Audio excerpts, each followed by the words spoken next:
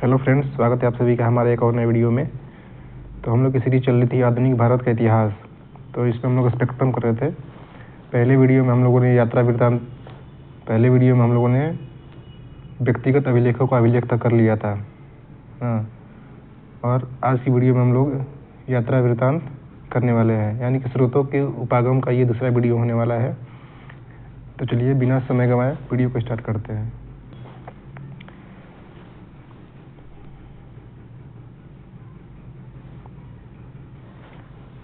यात्रा वृत्तांत। British east India company के कुछ कर्मचारियों की यात्रा वृत्तांत भी बेहद मूल्यवान है। यानी कि ब्रिटिश ईस्ट इंडिया कंपनी के जो कुछ कर्मचारी थे, उन्होंने भी जब यात्राएं की तो उन्होंने भी कुछ यात्राओं के बारे में विवरण दिया है, तो वो भी काफ़ी मूल्यवान है। जॉर्ज फोस्टर की यात्रा वृत्तांत, जिन्होंने 1783 में बंगाल, लखनऊ, श्रीनगर, नादौन, कश्मीर की यात्रा की और काबुल, कैस्पियन सागर एवं सेंट पीटर्सबर्ग होते हुए इंग्लैंड वापस गए, में उत्तरी भारत की राजनीतिक दशाओं के बारे में जानकारी प्रदान की। ठीक है, ध्यान रखना इस बात को। आगे देखते हैं कि बेंजामिन हेन के 1814 में प्रकाशित several tours through various parts of the peninsula journal ने उस समय के दौरान प्रायद्वीप के आर्थिक उत्पादों पर बेहतरीन जानकारी प्रदान की। 1831 में प्रकाशित जेम्स बॉन्ड की भुज की चिकित्सकीय स्थलाकृति पर टिप्पणी और visit to the court of Sindh के लेखन ने कच्छ के इतिहास पर जानकारी प्रदान की। ठीक है, एलेक्जेंडर बॉन्स का वृत्तांत ट्रेवल्स इनटू बुखारा, जो 1834 में 3 वॉल्यूम में प्रकाशित हुआ, भारत से काबुल की उसकी यात्रा का वर्णन है। इस यात्रा का राजनीतिक उद्देश्य यह पता लगाना था कि ईस्ट इंडिया कंपनी के लिए सिंधु क्षेत्र किस प्रकार लाभदायक रहेगा। C.J.C. डेविडसन का 1843 में प्रकाशित diary of the travels and adventures in upper India भी बेहद उपयोगी कार्य है। जॉन बटलर द्वारा असम प्रांत 1855 में लिखा यात्रा वृत्तांत ट्रेवल्स एंड एडवेंचर्स राज्य की पहाड़ी जनजातियों की प्रथाओं, आदतों एवं समाज का वर्णन है। आगे देखते हैं। आगे कहता है कि W.H. स्लीमैन की journey through the kingdom of Awadh की राजनीतिक और आर्थिक दशाओं को प्रतिबिंबित करती है। यानी कि अलग अलग लोग हैं, अलग अलग अपना ये यात्रा वृत्तांत लिख रहे हैं, और इसमें भारत के अलग अलग क्षेत्रों के बारे में हमें आर्थिक दशाओं और राजनीतिक दशाओं के बारे में पता चल रहा है। आगे है कि अंग्रेजों के अतिरिक्त अन्य यूरोपीय देशों के यात्रियों ने भी रोचक वृत्तांत प्रस्तुत किया है। तो ऐसा नहीं है कि सिर्फ अंग्रेजों ने ही अपने यात्रा वृत्तांत को यहाँ पे लिखा है और बताया है, इनके अलावा भी बहुत सारे यात्री रहे जो जिन्होंने अपने रोचक वृत्तांत को प्रस्तुत किया है। इस श्रेणी में Victor Jacquemont, Captain Leopold von Orlich, Baron Charles Hugel, John Martin Honigberger, William Moorcroft एवं जॉर्ज ट्रेबेक इत्यादि प्रमुख रूप से शामिल हैं। ठीक है, अब देखते हैं समाचार पत्र एवं पत्रिकाएं। यानी समाचार पत्र और पत्रिकाओं से हमें क्या इतिहास के स्रोत मिलते हैं, उसको हमें देखना है अभी। 19वीं और 20वीं शताब्दी के समाचार पत्र और पत्रिकाओं अंग्रेजी के साथ साथ विभिन्न देशी भाषाओं में प्रकाशित ने आधुनिक भारतीय इतिहास के सृजन हेतु जानकारी के बेहद महत्वपूर्ण एवं प्रामाणिक स्रोत का निर्माण किया। कुछ समाचार पत्र 1780 के दशक से पूर्व प्रकाशित हुए। भारत में समाचार पत्र प्रकाशित करने का प्रथम प्रयास अंग्रेजी ईस्ट इंडिया कंपनी के असंतुष्ट कर्मचारियों द्वारा किया गया, जो निजी व्यापार में कुरीतियों को उद्घाटित करना चाहते थे। ठीक, भारत में जेम्स ऑगस्टस हिके ने 1780 में बंगाल गजट या कलकत्ता जनरल एडवर्टाइजर नामक पहला समाचार पत्र प्रकाशित किया। तो यहाँ पे ध्यान रखना है कि बंगाल गजट कह सकते हैं या कलकत्ता जनरल एडवर्टाइजर कह सकते हैं। ये 1780 में प्रकाशित होने वाला पहला समाचार पत्र था, जिसे जेम्स ऑगस्टस हिके ने 1780 में प्रकाशित किया था। ठीक है, आगे देखते हैं। तत्पश्चात द कलकत्ता गजट 1784 में, द बंगाल जर्नल 1785 में, the oriental magazine of Calcutta या कलकत्ता म्यूजियम 1785 में, द कलकत्ता क्रॉनिकल 1786 में, द मद्रास कुरियर 1788 में, द बॉम्बे हेराल्ड 1789 में, जैसे कई प्रकाशन प्रकट हुए। यानी कि जैसे ही 1780 में ऑगस्टस हिके द्वारा जो समाचार पत्र का दौर शुरू हुआ, तो लगातार ये सालों साल चलता रहा। 1784 में कलकत्ता गजट आया, ठीक है, 85 में बंगाल जर्नल आया, 85 में ही कलकत्ता म्यूजियम आया, फिर 86 में क्रॉनिकल आया तो कलकत्ता क्रॉनिकल्स आया, 1788 में मद्रास कुरियर आया, 1789 में द बॉम्बे हेराल्ड आया ना। इसको ध्यान रखना है, इन सब बुक के बारे में पूछ देता है एग्जाम में। नेक्स्ट है महत्वपूर्ण समाचार पत्र। प्रेस एक्ट 1835 की नरम नीति जो 1856 तक जारी रही ने देश में समाचार पत्रों के विकास को प्रोत्साहित किया। 19वीं शताब्दी के उत्तरार्ध से कई प्रभावशाली समाचार पत्र प्रसिद्ध एवं निडर पत्रकारों के नेतृत्व में सामने आए। कुछ महत्वपूर्ण पत्रकार थे, देख लेते हैं आगे। जी सुब्रमण्यम अय्यर के संपादकत्व में द हिंदू, स्वदेश मित्रन, बाल गंगाधर तिलक के नेतृत्व में केसरी और मराठा, सुरेंद्रनाथ बनर्जी के तहत बंगाली, शिशिर कुमार घोष और मोतीलाल घोष के नेतृत्व में अमृत बाजार पत्रिका, गोपाल कृष्ण गोखले के तहत सुधारक, NN सेन का इंडियन मिरर, दादा भाई नेरोजी का voice of India, GP Verma का एडवोकेट, पंजाब में ट्रिब्यून एवं अखबार, बॉम्बे में इंदु प्रकाश, ध्यान प्रकाश, कल एवं गुजराती, बंगाल में सोम प्रकाश, बंग निवासी एवं सुधारणी। तो ये सब क्या है, ये सब जो ऐसे समाचार पत्र थे जो काफ़ी प्रसिद्ध हुए और निडर पत्रकारों द्वारा लिखे गए थे। तो ये बार इसको फिर ध्यान रखिएगा, क्या ध्यान देना है कि बाल गंगाधर तिलक ने किसका नेतृत्व किया था, केसरी और मराठा। सुब्रमण्यम अय्यर ने द हिंदू और स्वदेश मित्रन, ठीक है। फिर मोतीलाल घोष ने अमृत बाजार पत्रिका, गोपाल कृष्ण गोखले के तहत सुधारक, NN सेन के तहत इंडियन मिरर, ठीक है। तो आगे कहता है, यह रोचक तथ्य है कि 1885 में गठित भारतीय राष्ट्रीय कांग्रेस के लगभग 1/3 संस्थापक पत्रकार थे। यानी कि जो मैक्सिमम नंबर ऑफ पत्रकार थे वो संस्थापक भी थे और साथ ही साथ समाचार पत्र के पत्रकार भी थे, ठीक। तो ये तो हो गए भारतीय प्रकाशन। अब देखते हैं विदेशी प्रकाशन।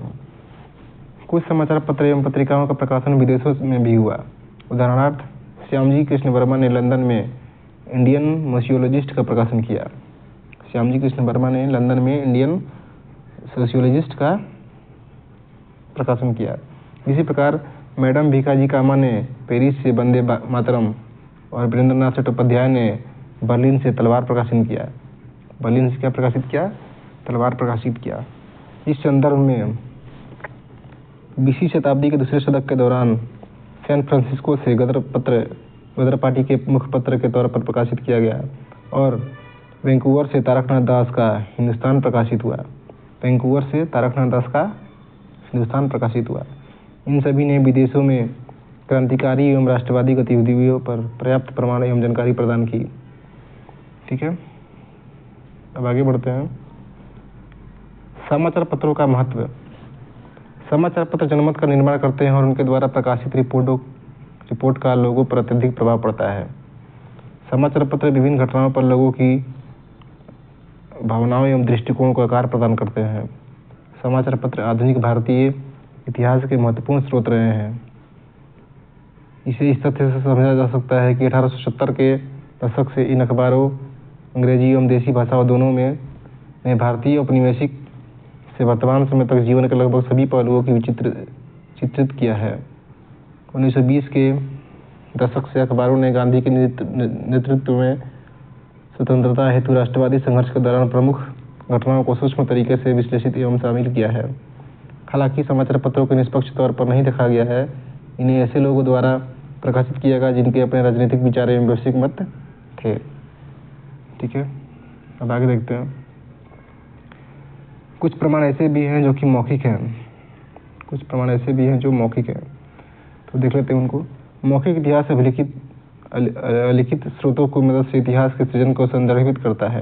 यानी कि मौखिक इतिहास का मतलब हो गया कि वैसे स्रोत जो कि लिखित रूप में नहीं है, अलिखित है। उदाहरणार्थ,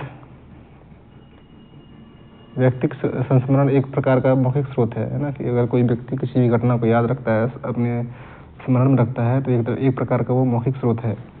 मौखिक स्रोतों से इतिहासकार अपने विषय की सीमाओं का विस्तार कर सकते हैं। हालांकि कई इतिहासकार मौखिक इतिहास के प्रति संशक्ति हैं, यानी कि कई इतिहासकार मानते हैं कि मौखिक जो इतिहास है वो सही नहीं है, वे इसे नकारते हैं चूँकि मौखिक तथ्यों पर प्रामाणिकता एवं कार्यक्रम का अभाव होता है। क्योंकि मुँह से बोला हुआ कोई भी तथ्य उसमें प्रामाणिकता पे उस पर संशय होता है और एवं कालक्रम का अभाव होता है, यानी कि कौन सा जो घटना है इतिहास में, कौन सा घटनाक्रम कब हुआ, कैसे हुआ, इस पे लोगों को संशय बना रहता है और वे अस्पष्ट हो सकते हैं। इतना होते हुए भी ये स्रोत महत्वपूर्ण है, जैसा कि वे इतिहासकारों के अन्य स्रोतों से जुटाई जानकारी की पुष्टि करने में मदद करते हैं। इतना सब होने के बाद भी जो मौखिक प्रमाण हैं थोड़े बहुत इम्पोर्टेंट तो माने ही जाते हैं। ठीक है, अब आगे देखते हैं। सृजनात्मक साहित्य। आधुनिक भारतीय इतिहास के स्रोत के तौर पर सृजनात्मक साहित्य के संदर्भ में हम स्वयं को पश्चिम के प्रभावाधीन भारत में 19वीं और 20वीं शताब्दियों में विकसित अंग्रेजी एवं देसी भाषाओं दोनों में नवीन साहित्यिक रूपों तक सीमित करेंगे। देसी भाषाओं में प्राचीन साहित्य पूरी तरह से पद रूप में है और यह साहित्य 18वीं और 19वीं शताब्दी के पूर्वार्ध के दौरान मौजूद था।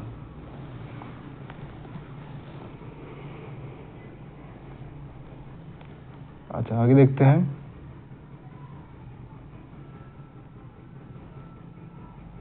आगे कहता है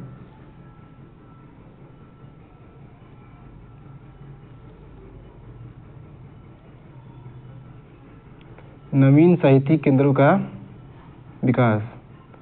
नवीन साहित्यिक केंद्रों का विकास यानी कि वैसे केंद्र जो नए नए बने और किस तरह से बने। तो 19वीं शताब्दी में अंग्रेजी साहित्य के प्रभावाधीन भारतीय काव्य ने अपने नएपन को पुनः हासिल किया और यह छंद, गीतात्मक एवं चतुष्पद जैसे नवीन रूपों के साथ प्रयोग था। सबसे ऊपर नवीन सृजनात्मक भावना का बाहुल्य था, जिसने काव्य के रूप में बदल डाला। मंच की अभ्युदय ने आधुनिक युग के सृजनात्मक साहित्य को एक नई दिशा प्रदान की। मंच की स्थापना ने शास्त्रीय संस्कृत नाट्य और पश्चिमी मंचन दोनों के प्रभाव में नाटकीय साहित्य की अत्यधिक उन्नति को आवेग प्रदान किया। इन सभी साहित्यिक विकास एवं लेखन ने औपनिवेशिक समय के लोगों के जीवन पर प्रचुर जानकारी प्रदान की। ठीक है, आगे देखते हैं क्या कहता है।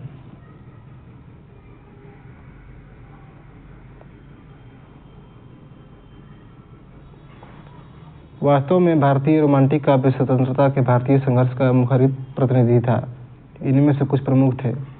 उर्दू के मोहम्मद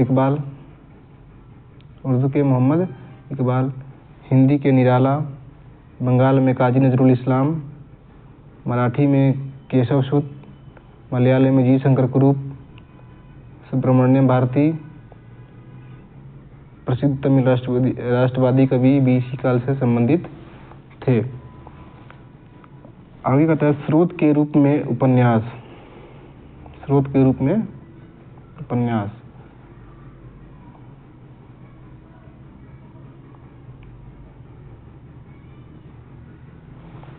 इंडो यूरोपियन संपर्क का महत्वपूर्ण परिणाम उपन्यास था, जो 19वीं शताब्दी के उत्तरार्ध में उदित हुआ। उस समय के प्रथम महत्वपूर्ण लेखक बंकिम चंद्र चटर्जी 1838-94 प्रसिद्ध बंगाली उपन्यासकार थे। इनके उपन्यास अधिकतर ऐतिहासिक हैं और इनमें से आनंद मठ बेहद लोकप्रिय एवं प्रसिद्ध हुआ, विशेष रूप से इसके प्रभावशाली राष्ट्रीय गीत वंदे मातरम के लिए। इच्छाराम सूर्यराम देसाई मध्यकालीन गुजराती साहित्यिक इतिहास के बेहतरीन विद्वान थे। उनका प्रथम उपन्यास हिंद आने ब्रिटानिका राजनीतिक अधीश्वर वाले शुरुआती उपन्यासों में से एक था।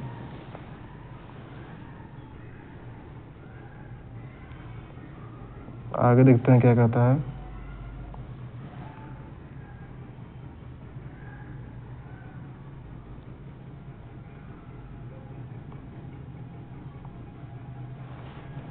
गिरिजा देवी और रामतीरथ धम्माल, जिन्होंने क्रमशः मोहनरा रजनी और दशीकलीन मोसा बलई उपन्यास लिखे, ने भी उपन्यास को सामाजिक अनुभव का एक प्रभावी माध्यम बनाया। यह प्रेमचंद थे, एक उपन्यासकार एवं उर्दू हिंदी के लघु कहानीकार, जिन्होंने कल्पित साहित्यिक संसार में भारत को एक अलग स्थान दिलाया। जिन्होंने उपन्यास का प्रयोग सामाजिक परिवर्तन के रूप में किया और उनके उपन्यासों ने भारतीय ग्रामीण समाज के आयामों की समझ और गहरी सामाजिक चिंताओं को प्रतिबिंबित किया। उनके लेखन में रंगभूमि, गोदान, सेवा सदन, प्रेमाश्रम जैसे प्रमुख उपन्यास एवं कफन, पूस की रात, शतरंज के खिलाड़ी इत्यादि लघु कहानियाँ भी शामिल हैं। ग्रामीण जीवन को उद्घाटित करने की उपन्यास की परंपरा को फणीश्वर नाथ रेणु की हिंदी उपन्यास मैला अंचल ने आगे बढ़ाया। ठीक है, आगे देखते हैं।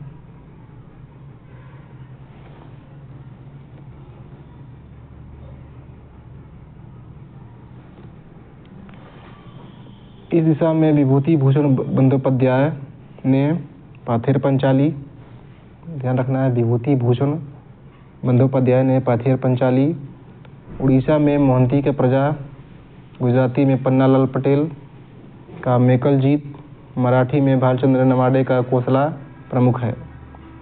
मुल्क राज आनंद एवं राजा राव जैसे एंग्लो इंडियन लेखकों के उपन्यास क्रमशः अनटचेबल और कंथापुरा ने सामाजिक एवं राजनीतिक कोलाहल एवं संक्रमण को दर्शाया है। R.K. नारायण की स्वामी एंड फ्रेंड्स भारत के अद्भुत लघु रूप को प्रस्तुत करता है।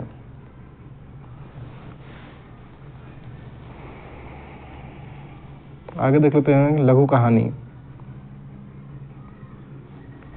लघु कहानी में कहता है कि लघु कहानी लेखन के क्षेत्र में रविंद्रनाथ टैगोर एक प्रसिद्ध लेखक के रूप में उदित हुए।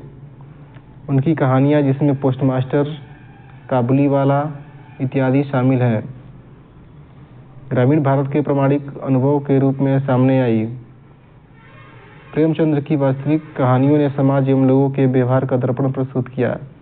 ऐसे कई अन्य लघु कहानी लेखक हुए जिन्होंने औपनिवेशिक भारत की समकालीन सामाजिक वास्तविकता को प्रतिबिंबित किया है। आगे देखते हैं लिखता है चित्रकला में कि औपनिवेशिक काल के दौरान सामाजिक, आर्थिक, राजनीतिक एवं सांस्कृतिक जीवन के बारे में जानकारी उस समय की चित्रकारी से प्राप्त की जा सकती है। इन्हें आधुनिक भारतीय इतिहास के स्रोत के रूप में भी प्रयोग किया जा सकता है। यानी चित्रकला से हमें भी कुछ न कुछ हमारे इतिहास का स्रोत मिलता है।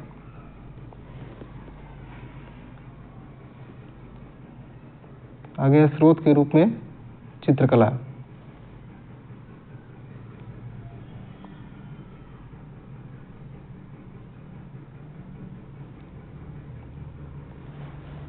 ऐसा ही एक चित्रकला विद्यालय था, कंपनी चित्रकला, कंपनी पेंटिंग्स शब्द का प्रयोग गैर इतिहासकारों द्वारा यूरोपियों के लिए निर्मित एक विशेष प्रकार की भारतीय चित्रकारी के लिए प्रयोग किया गया, जो बड़े पैमाने पर यूरोपियों की इच्छा एवं पसंद से प्रभावित थी। यानी कि यूरोपी जैसे चाहते थे उस प्रकार का पेंटिंग्स वगैरह उसमें किया जाता था। आगे देखते हैं कंपनी चित्रकला का विकास कैसे हुआ। यह ऐसा समय था जब चित्रकारों के संरक्षण के अभाव के चलते मुगल और राजपूत लघु चित्रकला का पतन हो गया। भारतीय कलाकारों को रेलवे प्रोजेक्ट और प्राकृतिक इतिहास सर्वेक्षण के ब्लूप्रिंट का खाका तैयार करने के लिए अंग्रेजी ईस्ट इंडिया कंपनी के द्वारा भर्ती किया गया। इन्होंने ब्रिटिश नागरिकों के लिए स्वतंत्र रूप से काम किया, जो वापसी पर इंग्लैंड एक निशानी ले जाना चाहते थे। यानी कि यहाँ से लोग पेंटिंग बना करके अंग्रेज लोग, जब वो लोग विदेश लौटते थे, अपने घर को लौटते थे, तो यहाँ से एक चित्रकला अपने साथ ले जाते थे। तो कह सकते हैं एक तरह से शौकिया तौर पे लोग पेंटिंग करवाते थे। आगे है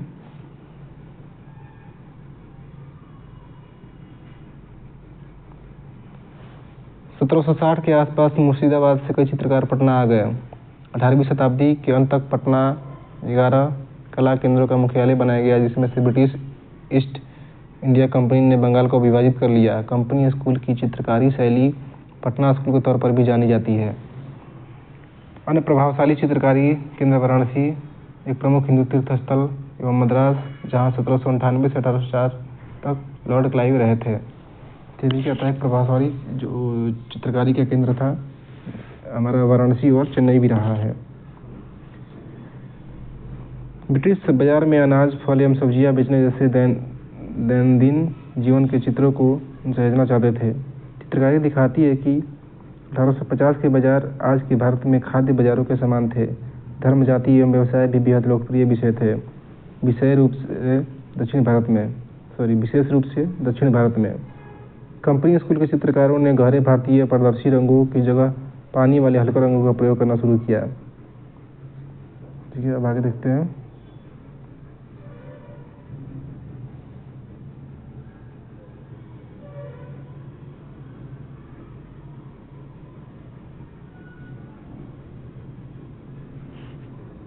भारतीय लघु चित्रकला में परंपरागत रूप से प्रयुक्त चमकीले रंगों की जगह हल्के नीले एवं हरे भूरे रंगों का प्रयोग होने लगा। कंपनी चित्रकारी को भारत के लोगों के अभ्युदय के इतिहास दस्तावेजीकरण के रूप में प्रयोग किया जा सकता है। कुछ ऐसे भी जो चित्रकारी थे जो कि 1857 के विद्रोह पर बनाए गए थे। Paintings, pencil drawing, posters, cartoons एवं बाजार प्रिंट के रूप में भारतीयों एवं ब्रिटिश या अंग्रेजों द्वारा 1857 के विद्रोह की चित्रित तस्वीरें एक महत्वपूर्ण अभिलेख हैं। विद्रोह की पेंटिंग्स इस प्रमुख घटना पर अंग्रेजों एवं भारतीयों के विश्वास मत को समझने एवं व्याख्या करने में इतिहासकारों के लिए महत्वपूर्ण है। अब आगे बढ़ते हैं।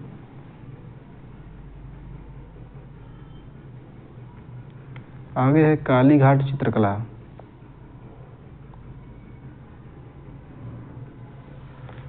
कालीघाट चित्रकला जो 19वीं शताब्दी में कलकत्ता में विकसित हुई ने न केवल पौराणिक चरित्रों एवं आकृतियों को उकेरा, अपितु अपने दैनंदिन जीवन में संलग्न आम लोगों को भी दर्शाया।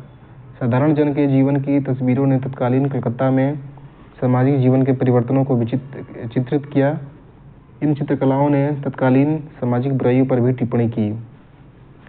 ठीक, आगे देखते हैं कला स्कूल, इसको बोलते हैं आर्ट स्कूल, उससे हमें क्या जानकारी मिलती है। 1857 के थोड़े समय पश्चात बॉम्बे, कोलकाता और मद्रास में कला स्कूल खोले गए। इनमें शिक्षण पद्धति एवं पाठ्यक्रम ब्रिटिश रॉयल एकेडमी पर आधारित था। भारतीय विद्यार्थियों ने ऑयल रंगों के कैनवास पर वाटर कलर को पेपर पर प्रयोग करने जैसी नवीन कला सामग्री को समझा। भारत में अंग्रेजी शिक्षित शहरी मध्य वर्ग की विचारधारा एवं दृष्टिकोण से गहरा बदलाव आया। अंग्रेजी साम्राज्य के नकारात्मक परिणामों के प्रति जागरूकता में वृद्धि हुई। ठीक,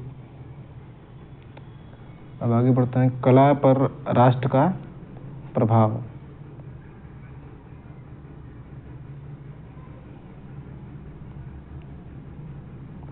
कला पर राष्ट्र का प्रभाव कहता है कि 19वीं शताब्दी के अंतिम दशक में सृजित नए प्रकार की भारतीय कला की प्रारंभिक प्रेरणा राष्ट्रवादी एवं देशभक्ति थी। इस नवीन कला आंदोलन ने अपना शुरुआती अभिप्रेरण उदीयमान राष्ट्रवाद से ग्रहण किया। नंदलाल बोस एवं राजा रवि वर्मा जैसे कलाकार इस नवीन कला के रूप में प्रतिनिधि थे। अवनींद्रनाथ टैगोर, E.V. हॉबेल एवं आनंदकेंटिस कुमारस्वामी के नेतृत्व में बंगाल स्कूल के अभ्युदय ने एक महत्वपूर्ण भूमिका निभाई। यद्यपि इस नवीन कला रूप की चित्रकारी ने शुरुआती रूप में भारतीय प्रणाली विज्ञान एवं सांस्कृतिक विरासत की विषय वस्तु पर ध्यान केंद्रित किया, ये भारत में आधुनिक कला आंदोलन के अध्ययन एवं कला इतिहासकारों के लिए महत्वपूर्ण स्रोत है। ठीक है, आगे देखते हैं। तो ये जो हमारा जो पहला चैप्टर था अब उसका सारांश आ गया है, आधुनिक भारत इतिहास के स्रोत का सारांश। तो सारांश को आप लोग एक बार देख लीजिए, स्क्रीनशॉट ले लीजिए। जितना भी हमने अभी तक सीखा और जाना उसका, इन सभी का ये सारांश है।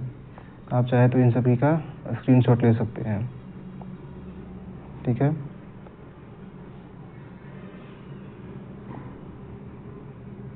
मौखिक प्रमाण, सृजनात्मक चित्रकला, सब कुछ इसमें जितना भी हमने अभी तक पढ़ा उसका सारांश दिया हुआ है। यहाँ पे एक जगह आप इसको लिख करके समझ सकते हैं, याद कर सकते हैं। अब इसके नेक्स्ट चैप्टर में हम लोग पढ़ेंगे, नेक्स्ट वीडियो में पढ़ेंगे हम लोग कि आधुनिक भारतीय इतिहास लेखन के प्रमुख उपागम क्या क्या थे। अध्याय 2 में पढ़ेंगे। तो अध्याय 2 के लिए आपको इसका नेक्स्ट वीडियो देखना पड़ेगा। तो मिलते हैं नेक्स्ट वीडियो में, तब तक के लिए थैंक यू, जय हिंद।